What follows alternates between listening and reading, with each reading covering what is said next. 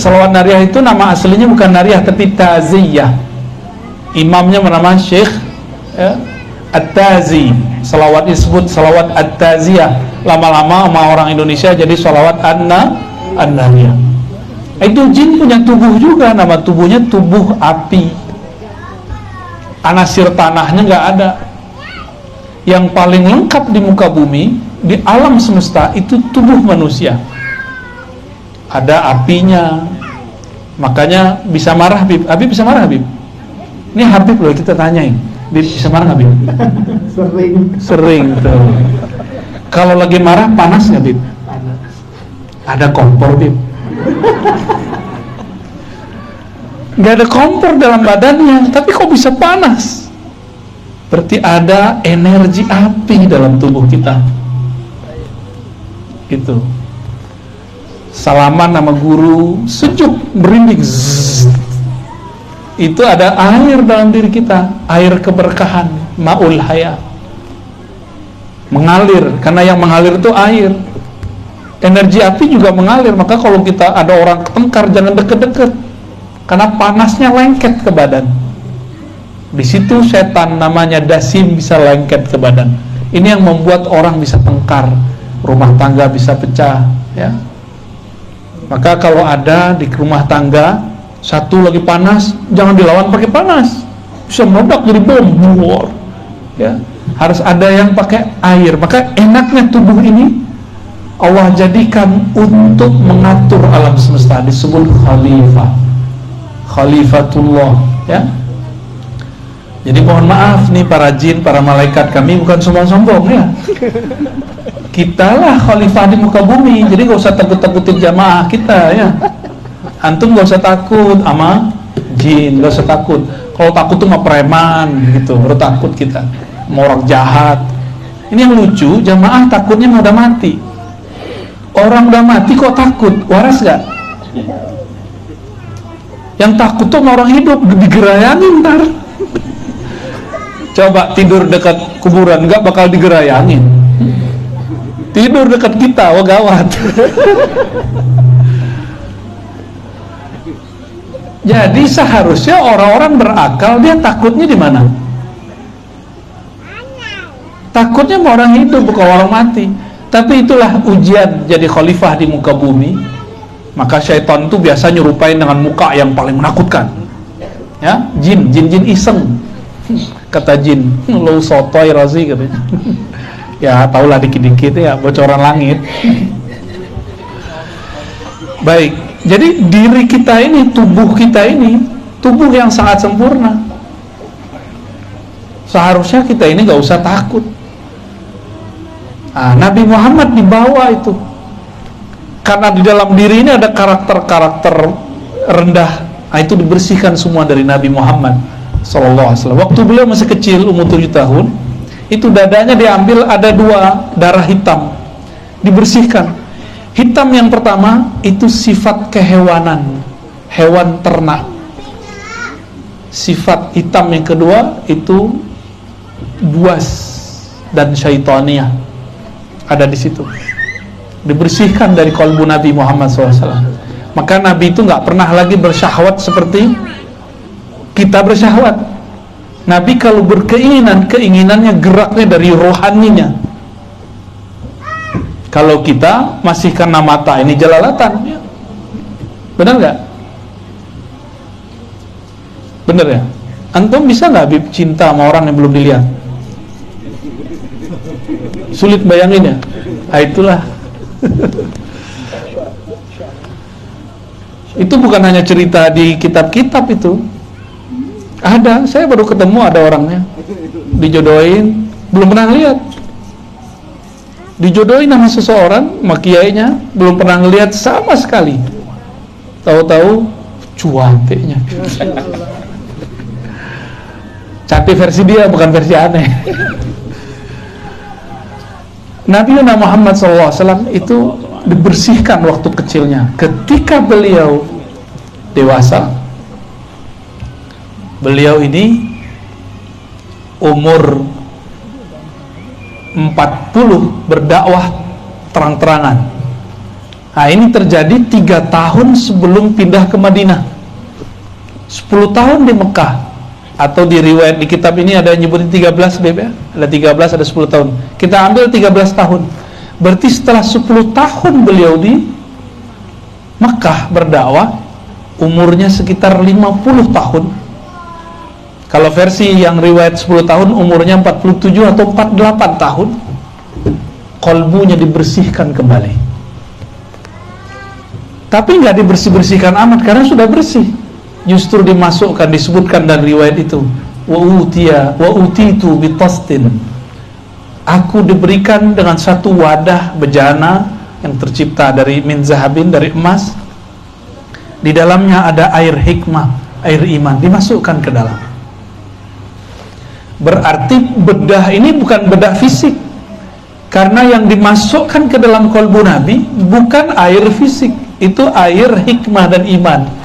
Berarti itu bukan air fisik. Ya, ini Bapak Ibu nih saya ajarkan cara takbir mimpi sedikit. Ya, mau? Tapi nggak bakal dapat ijazah. Ilmunya mahal itu. Kalau kita mimpi minum air, itu ada makna baik. Berarti ada sesuatu hidup, kehidupan sir masuk ke dalam diri. Kalau mimpi minum air putih begini, nah ini biasa, insya Allah panjang umur. Tapi kalau mimpinya minum warnanya putih, itu apa? Susu. Berarti kita dapat pengetahuan. Mimpi minum tua, ada juga. Mimpi doang itu tanda bahwa di dalam diri kita ini ada kecenderungan kepada yang haram, bakal suka makan yang haram. Nah, nanti sampai ke situ ntar cerita kita ya. Ada yang mimpi makan tanah nggak? Ntar lagi mati tuh. Mimpi dapat berlian. Wah, dia habis ngeliat toko kemarin terus ngayal. Ayo. Mimpi dicatok ular. Nah, itu juga ada maknanya. Kalau dicatok Habib lain lagi. Nabi Muhammad SAW kemudian dibersihkan. Itu fisik, secara fisik dibersihkan. Setelah dimasukkan air itu, maka beliau SAW tambah jelas jalannya. Maka beliau kemudian dibawa oleh Sayyidina Jibril setelah dinaikkan ke atas buruk ke satu kampung yang banyak kurmanya. Beliau menyebut negeri ini negeri yang subur. Itulah nama Thayyibah. Thayyibah, ardun Thayyibah, artinya negeri yang subur. Itu Nabi yang kasih nama waktu Isra. Apa kata Nabi? Tiba-tiba aku dibawa ke satu negeri yang sangat subur, Thayyibah. Tiba-tiba inilah yang akan menjadi tempat, aku dikabarkan inilah tempat hijrahmu. Dalam ilmu kewalian ini disebut penandaan. Jadi wali-wali itu suka nandain tempat dengan doa-doa, zikir-zikir, istighosah, itu penandaan. Apa kata Sayyidina Jibril? Sholat di sini, hai Muhammad. Nah, sholat 2 rakaat. Maka penandaan yang kuat itu pakai sholat 2 rakaat, menandakan bahwa ini wilayah akan ditempuh oleh baginda Nabi Muhammad Sallallahu Alaihi Wasallam. Benar, cuma 3 tahun setelah Nabi sholat di situ, beliau hijrah ke negeri itu. Nah, makanya ini saran untuk para kiai. Kalau dapat isyarat diberi tanah oleh siapa, sholat di situ 2 rakaat, habis itu pergi. Kalau jodoh kita dimudahkan Allah, kalau enggak pasti ada aja masalahnya. Ya, ini mengambil dari ilmu Rasulullah Sallallahu Alaihi Wasallam. Sama mau kerja, sholat 2 rakaat, minta ya Allah kalau benar mudahkan. Ya. Lalu Nabi Muhammad SAW dibawa ke tempat Nabi Musa. Di situ Nabi Musa sedang sholat di dalam kuburnya. Dalam Sahih Bukhari dikatakan, "Fa'idha huwa yusalli fi qabri." Aku tiba-tiba melihat Nabi Musa masih sholat di kuburnya. Sholatnya Nabi Musa beda cara dengan Nabi Muhammad SAW. Cara sujudnya belum sempurna. Yang sempurna itu sujudnya Nabi Muhammad Sallallahu Alaihi wasallam. Nah, ada ilmunya nanti cara sujudnya, syariat orang terdahulu ada. Ya. Apa maknanya?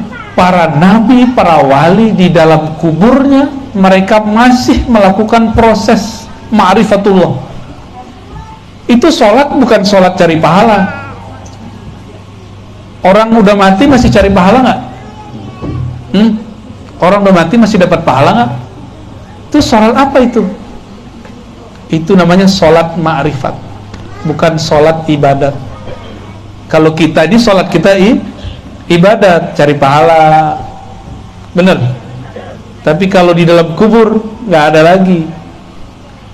Maka sholat ini sholat menambah ma'rifatullah. Jadi Nabi Musa selama dalam kuburnya menunggu kemunculan Nabi Muhammad SAW, sekedar ingin kemudian sholat di belakang Nabi menyempurnakan ma'rifatnya. Nanti kita coba lihat ya. Tiba-tiba kemudian Nabi Muhammad SAW dibawa ke Baitul Lahmin. Baitul Lahmin artinya rumah daging. Disitulah Sayyidina Musa dilahirkan. Disitulah Sayyidatuna Maryam melahirkan Sayyidina Isa ibnu Maryam. Lalu kata beliau, aku disuruh untuk memarkir. Jadi markir itu sudah ada ilmunya dari dulu ya. Tapi kalau buruk itu diparkir cukup ditaruh aja. Taruh, diikat seperti onta itu diikatnya nggak perlu kuat. Karena onta itu patuh sekali kepada tuannya. Masuklah Sayyidina Nabi SAW ke dalam Al-Masjid Al-Aqsa. Apa makna Al-Aqsa? Al-Aqsa, saya dulu meneliti teks-teks ulama terdahulu di Mekah, menyebut Indonesia dengan sebutan Al-Hind Al-Aqsa. India jauh, India udik. Jadi kita disebut orang udik sama orang Arab dulu. Oman jin antum tuh. Al-Hind Al-Aqsa. Agak mendingan ada kalimat Syarqul Hind, India Timur. Sama artinya India udik. Jadi kita disebut orang kolot gitu sama orang-orang India dulu ya, sama orang-orang penjajah dulu. Tapi ternyata orang Arabnya ada di sini sekarang. Alhamdulillah kualat bib ya, kualat yang indah.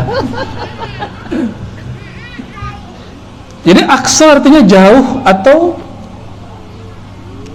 bisa timur, bisa berarti timur, tapi bukan timurnya Mekah, artinya jauh. Maka Al-Masjid Al-Aqsa ya, minal Masjidil Haram ilal Masjidil Aqsa, masjid yang jauh sekali. Dulu belum ada GPS, benar nggak? Belum ada itu tuh mobilnya, mobil Toyota, Honda, apa itu ya, bid'ah semua itu ya, nggak ada zaman Rasul itu. Bid'ah mubah, bid'ah kan bagi 5, kalau sama kawan kita baginya 2 aja. Bid'ah sunnah, kalau kita enggak. Bid'ah bagi 5 sesuai dengan ilmu usul fikih.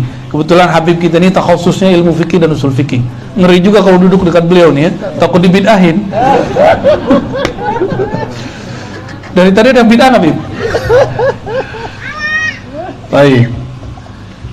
Masuklah Sayyidina Nabi SAW ke masjid. Ternyata arwah para nabi sudah ada di sana, kecuali 2 nabi. Nabi Idris, Nabi Isa itu punya fisik, selebihnya cuma arwah. Tapi ingat, jika jin bisa menjelma bertubuh, malaikat pun bisa nyamar jadi manusia. Lebih tinggi nabi atau malaikat? Atau jin? Jin bisa nyerupain jadi genderuwo, jin bisa nyerupain jadi kuntil anak, Pontianak kata orang Kalbar, kita dari sana juga. Jin bisa nyerupain jadi pocong, ya kan? Kan jinnya orang sini beda sama jinnya orang Cina. Jin orang Cina gimana? Rapi ya. Jadi orang Barat gantung-gantung pakai jas. Itu jasnya kita copotin aja gitu. Eman, masa orang mati pakai jin, pakai apa? Pakai jas. Diaduin. Ini termasuk ini enggak pelecehan ya? Penistaan agama. jika jin bisa menyerupai manusia, bisa bertubuh, jadi dia pinjam, nggak tahu tuh pakai energi apa dia bisa berubah. Malaikat bisa yatamatsal rajulan sawiyya, bisa menyerupai laki-laki yang sempurna, rajulan sawiyya, sawiyya kamilan. Masa Nabi gak bisa? Bisa Nabi, karena Nabi di atas para wali di atas para malaikat. Maka jangan heran Nabi-Nabi itu bisa datang secara fisik. Nabi Muhammad bertemu ruh atau fisik?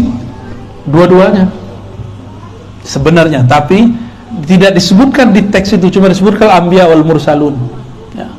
Itu ketemu zahir dan fisiknya waktu naik ke langit itu kan, iya ruhnya, iya jasadnya. Nah, kalau pakai fisik nggak muat waktu itu. Waktu di Al-Masjidil Aqsa ini dimensinya sudah beda, alamnya sudah beda, udah alam arwah-arwah suci. Ya. Jadi kalau ada sekarang orang ngaku ngelihat jin, indigo, kok percaya? Sama orang ketemu Nabi kok nggak percaya? Ya. Maka Nabi ngomong, "Man ra'ani fil manam fasayarani yaqza." Yang mimpi ketemu aku akan melihatku dalam keadaan jaga, ketemu fisik. Cuma orang nggak lihat, orang nggak nyangka kalau itu Rasulullah SAW. Apalagi Sayyidina Khidir alaihissalam ya. Kadang-kadang dia mampir, Bib ya, ngeliat-ngeliatin kita ya. Nabi Musa aja diajar Nabi Khidir, siapa kita ya? Kita lebih pantas diajar oleh beliau ya. Salatu salamu alaika ya sayyidina beliau. Maka Nabi beliau mengatakan faqaddamani Jibril, lalu Jibril menyuruhku ke depan, a'ummuhum, untuk mengimami mereka sholat. Tuh, coba lihat, kalau kita belajar fikih gimana, Bib? Orang yang jadi imam itu yang paling banyak hafalan, terus paling afqah, paling paham. Kalau udah sama paham, paling tua fisiknya. Nah, ini terjawab semua nih. Nabi Muhammad secara fisik baru lahir, umurnya 48 atau 47 tahun atau 50 tahun kalau versi satu riwayat ini. Mengimami Nabi Adam yang umurnya di atas 1000 tahun. Kan beliau di surga udah berhari-hari. Satu hari di surga 1000 tahun di muka bumi. Jadi Nabi Adam itu umurnya ribuan tahun. Tapi ketika di bumi, ya cuma seharinya sorga lah kira-kira umurnya. Kalau Nabi Nuh umurnya kurang 50 tahun sedikit, jadi kira-kira kurang 5 menit lah di sorga. Kurang dikit. Itu Nabi Nuh. Lama nggak hidup di surga? Lama. Maka orang bosan kawin di sono. Kalau di sini doyan ya.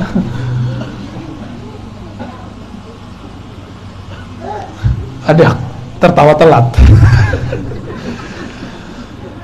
Nabi Muhammad SAW memimpin sholat mereka karena beliaulah yang lebih tua. Dalam hadis Imam Abu Nuaim Tabrani ya, hadisnya Hasan, disebutkan ya, aku awwalu nabiyyin, awal nabi yang dicipta, khuliq, tapi akhiruhum ba'sa, yang terakhir diutus. Ana awal, aku yang pertama, bukan Nabi Adam. Diutus Nabi Adam yang pertama. Jadi kalau orang bertanya, siapakah Nabi yang pertama? Jawabannya Nabi Muhammad. Tapi ke siapakah Nabi yang pertama diutus? Baru Nabi Adam. Ini harus dibenerin nih cara nulis. Apa di sekolah-sekolah kurang tepat cara nulisnya. Anak-anak kita harus, enaknya masuk pesantren sih ya. Cuma kan nggak semua orang cocok masuk pesantren. Jelas. Jadi awwalu nabiyyin bu'itsa, nabi pertama yang bu'its, yang diutus betul Nabi Adam di langit, di surga. Kalau di bumi yang pertama diutus Nabi Nuh, beda lagi. Nah, ajaran sesat nggak, Bib? Tolong tegur, Bib ya. Beliau pertama Nabi, Berarti pertama di alam mana? Ternyata kejelasannya ada di riwayat Tirmizi, pengarang kitab ini. Ini ada di